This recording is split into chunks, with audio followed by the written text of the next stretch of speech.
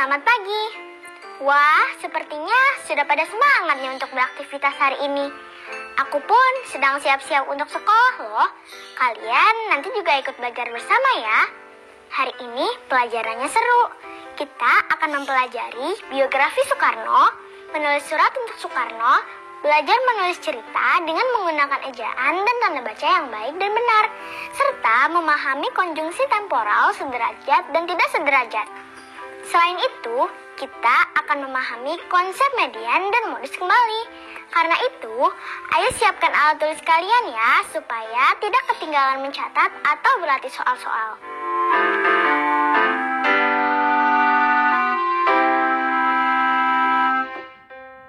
Halo anak-anak, selamat pagi.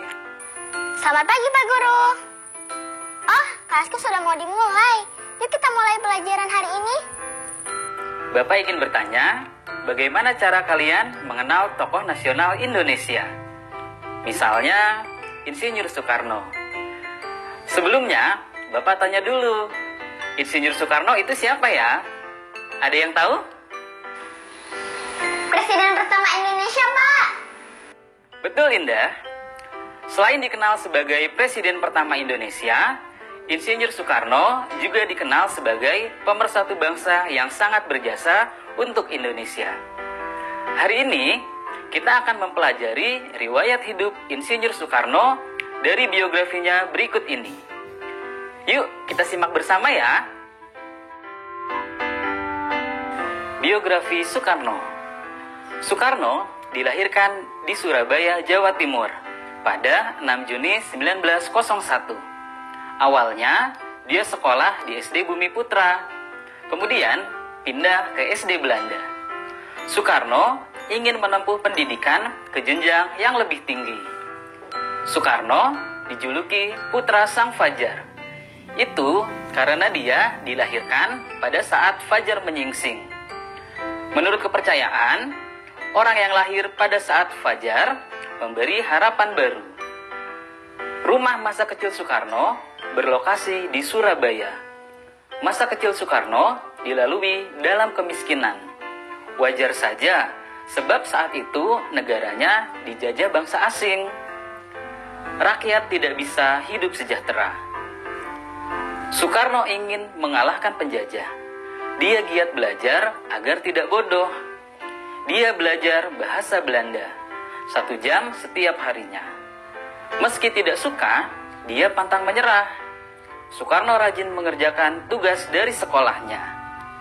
Dengan kepribadiannya yang baik, berjiwa pemimpin, dan pandai, Soekarno memiliki kesempatan untuk memperbaiki nasib bangsanya. Ya, akhirnya Soekarno menjadi Bapak Proklamator dan Presiden pertama Indonesia. Insinyur Soekarno adalah seorang tokoh yang sangat berjasa untuk Indonesia, sehingga kita bisa jadi bangsa yang merdeka seperti sekarang. Bisa sekolah dengan nyaman dan aman, tanpa takut dijajah lagi.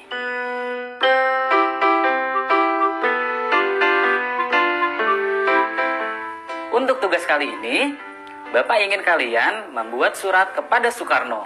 Seandainya beliau masih ada, katakan padanya kisah hidupnya yang pantas kamu tiru.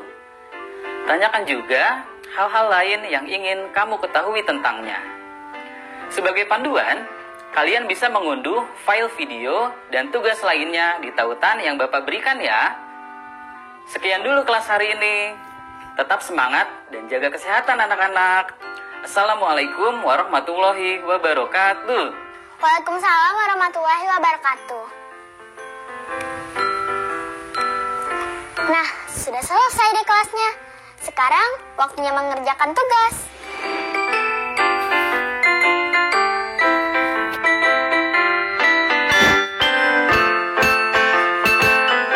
Indah, lagi belajar tentang tokoh kemerdekaan Indonesia ya?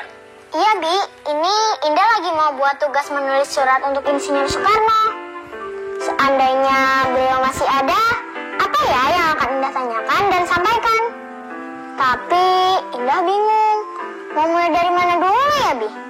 Kamu bisa menyampaikan beberapa hal terlebih dahulu, seperti ucapan terima kasih. gagasan, harapan, atau sekedar bercerita. Baru setelah itu, kamu masuk inti yang ingin kamu sampaikan. Oh, begitu. Kamu masih ingat kan pelajaran yang lalu tentang surat pribadi? Masih nih? Teman-teman juga pasti masih ingat kan? Indah ingatkan kembali ya. Surat pribadi itu memiliki 3 ciri teman-teman. Pertama, dapat memakai bahasa resmi atau tidak resmi. Kedua, tidak memakai kop surat. Dan yang ketiga, gaya bahasa penulisannya bebas. Betul. Lalu, unsur-unsur di dalam suratnya ada apa aja? Ada tempat dan tanggal pembuatan surat, tujuan atau alamat surat, salam pembuka, paragraf pembuka, bagian isi surat, bagian penutup surat, dan yang terakhir, tanda tangan dan nama jelas. Benar sekali. Nah, sekarang tinggal kamu putuskan dulu apa yang mau kamu sampaikan kepada Insinyur Soekarno dalam surat ini. Kali ini Indah akan memulai surat dengan ucapan terima kasih dulu, Bi. Dan tak lupa harapan Indah untuk bangsa Indonesia. Oke, sekarang kamu tulis ya. Dimulai dari tempat dan tanggal pembuatan surat dan tujuan atau alamat surat. Baik, Bi.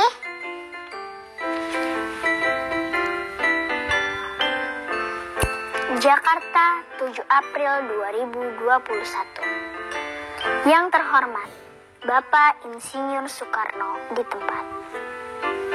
Perkenalkan, nama saya Indah, seorang siswa kelas 6 SD yang tinggal di Jakarta. Sebelumnya, saya ingin mengucapkan terima kasih yang sebesar-besarnya kepada Bapak yang telah berjuang demi kemerdekaan negara Indonesia. Berkat Bapak dan pejuang lainnya, saya kini bisa hidup dan bersekolah dengan aman dan tentram, tanpa rasa takut oleh penjajah. Dari kisah hidup Bapak, saya memetik beberapa pelajaran agar bisa menjadi penerus bangsa yang baik. Di antaranya adalah giat belajar, pantang menyerah dalam menyelesaikan masalah, dan harus berani, serta mempedulikan kepada sesama. Sebenarnya banyak hal lain yang ingin saya pelajari dari Bapak, seperti bagaimana memunculkan keberanian untuk membela yang benar, dan sebagai pejuang bangsa, apakah Bapak pernah merasakan takut? Karena Indah sering sekali merasakan hal tersebut. Terima kasih sudah menyempatkan membaca surat ini. Salam dari penerus bangsa yang mengagumi Anda. Indah. Nah, selesai deh. Surat kamu bagus sekali, Indah. Sekarang tinggal satu tugas lagi deh. Indah diminta untuk menceritakan perjuangan bangsa Indonesia. Kalau itu, lebih seru lagi dong. Kamu tahu kan bahwa kemerdekaan negara Indonesia itu melalui perjuangan yang panjang dan berat. Selama 350 tahun, negara kita di bawah kekuasaan kolonial Belanda. Dilanjutkan 3,5 tahun dijajah oleh Jepang.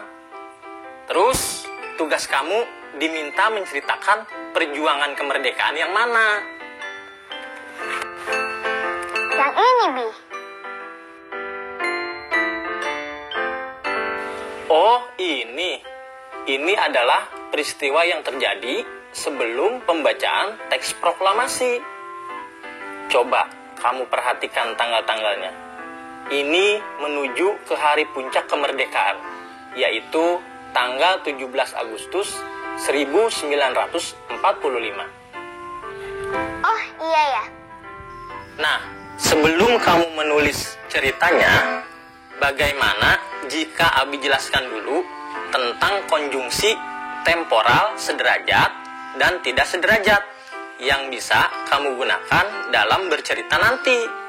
Konjungsi temporal itu adalah konjungsi atau kata hubung yang menghubungkan dua peristiwa berbeda, tapi berkaitan dengan waktu. Konjungsi temporal dibagi menjadi dua. Yang pertama, konjungsi temporal sederajat. Ciri-ciri konjungsi ini adalah tidak dapat digunakan di awal kalimat. Konjungsi yang biasanya digunakan di antaranya kemudian, lalu, sebelumnya, dan sesudahnya. Contoh, bacalah cerita itu, kemudian tuliskan sinopsisnya. Contoh berikutnya, coba Indah yang buat ya. Apa ya? Coba gunakan konjungsi lalu dan kegiatannya mandi. Misalnya, Indah mengambil handuk, lalu Pergi mandi. betul begitu. Konjungsi temporal tidak sederajat adalah konjungsi yang menghubungkan kalimat tidak setara atau kalimat bertingkat. Penggunaan konjungsi ini bisa digunakan di awal atau di tengah kalimat. Nah, konjungsi yang biasanya digunakan antara lain apabila, ketika, hingga, sejak, sementara, bila, sebelum, waktu, demi, saat, dan sambil.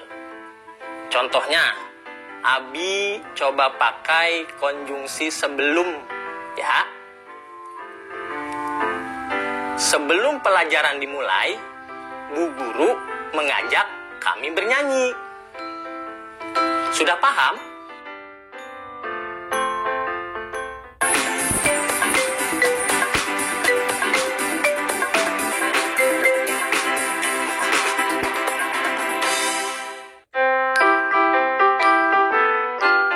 Dalam suatu tarian, para penari menggunakan pola lantai vertikal, di mana penari berbaris lurus dari depan ke belakang, atau sebaliknya. Urutan dimulai dari siswa yang memiliki tinggi badan paling rendah hingga tertinggi. Berikut data tinggi badan para penari tersebut. Sekarang, urutkanlah tinggi badan penari dari yang terendah hingga yang tertinggi, dan gambarkan pada diagram batang. Nah, untuk membuat diagram batangnya, pertama, apa yang harus kamu lakukan, Indah? Datanya harus diurutkan dulu, dari yang terendah sampai yang tertinggi. Oke, lalu? Kalau diurutkan, datanya akan seperti ini.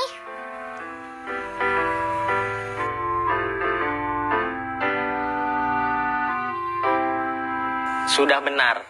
Nah, sekarang tinggal kamu masukkan datanya ke dalam bentuk diagram batang. Indah masih bingung, Bi. Contohnya gimana ya? Abi kasih contoh ya, Nak. Misalnya, Liodora dengan tinggi 150. Maka, batang diletakkan di atas nama Liodora, lalu buat batangnya setinggi nilai data tersebut, yaitu 150. Oh iya, Indah sekarang ingat. Indah kan sudah belajar di sekolah. Teman-teman di rumah juga pasti sudah tahu semua kan? Yuk, kita lengkapi diagramnya bersama. Berikutnya, sesuai data, kita akan masukkan tinggi badan Intan. Tingginya adalah 152 cm. Lalu, berikutnya siapa teman-teman? Betul, Santi dan Berta dengan tinggi 153 cm. Setelah itu, ada Tiara dan Nita dengan tinggi 154 cm. Dan yang terakhir, ada Rani dengan tinggi 155 cm. Berarti, siapakah penari dengan tinggi badan terendah dan tertinggi, Indah? Penari dengan tinggi badan terendah adalah Liodora dengan tinggi 150 cm. Lalu, penari tertinggi adalah Rani dengan tinggi 155 cm. Mantap. Nah, untuk pertanyaan berikutnya nih. Jika dalam tarian, penari yang berada di tengah harus melakukan gerakan memutar, maka siapakah dia? Berapa tinggi badannya? Penari di tengah. Oh, Indah tahu, Bi. Teman-teman juga pasti tahu kan? Kita lihat sekali lagi yuk diagramnya. Lalu kita jawab bersama. Sudah tahu jawabannya? Ya, jawabannya adalah Berta dengan tinggi 153 cm. Kalian hebat. Kalian berarti masih mengingat konsep median.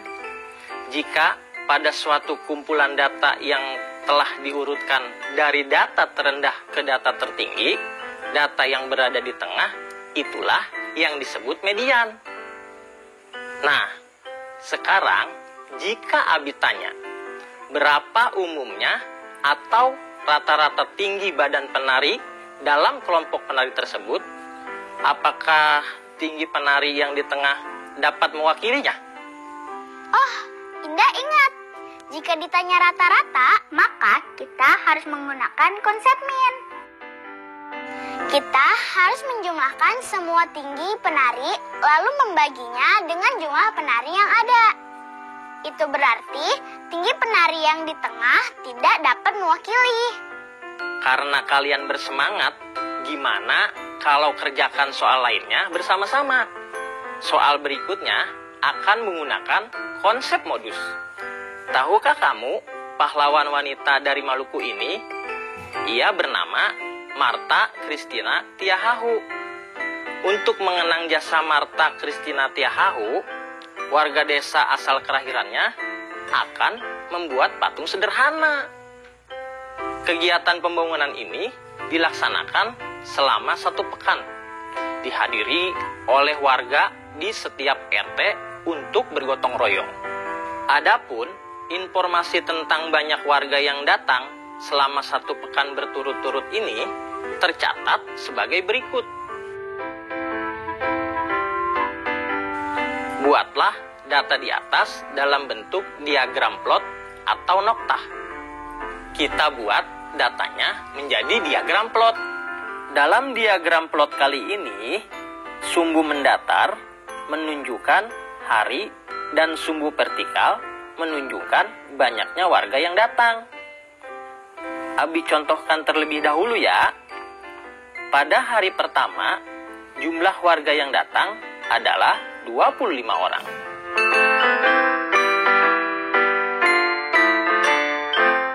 Hari kedua, jumlah warganya 21. Hari ketiga, jumlah warganya 25.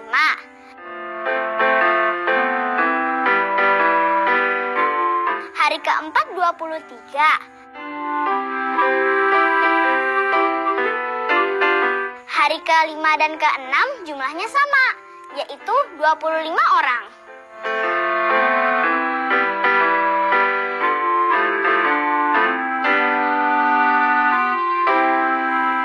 Jika sudah selesai, diagramnya akan menjadi seperti ini.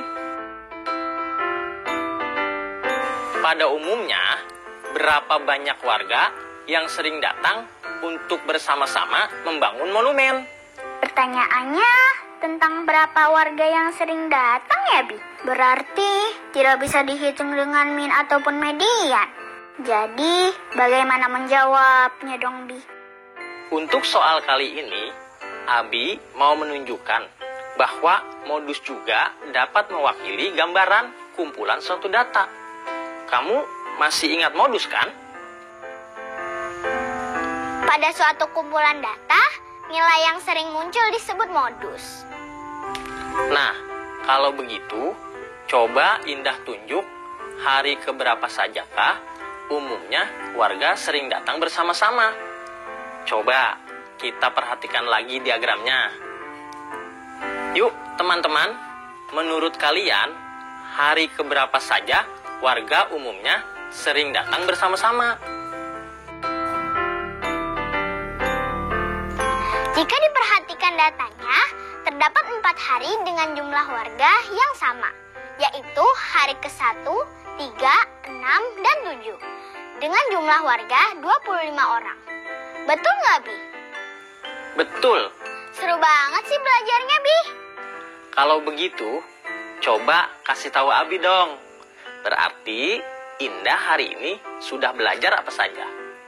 Tadi Indah sudah mempelajari biografi Soekarno, menulis surat untuk Soekarno, belajar menulis cerita dengan menggunakan ejaan dan tanda baca yang baik dan benar, serta memahami konjungsi temporal sederajat dan tidak sederajat. Lalu Indah juga memahami konsep median dan modus. Berarti sudah selesai semua ya? Sekarang bisa istirahat dan main dong. Masih ada satu lagi yang belum, Bi. Indah mau latihan untuk upacara virtual sekolah.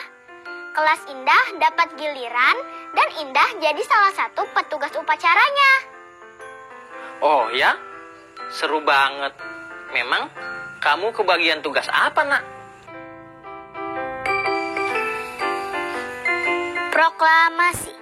Kami, bangsa Indonesia, dengan ini menyatakan kemerdekaan Indonesia.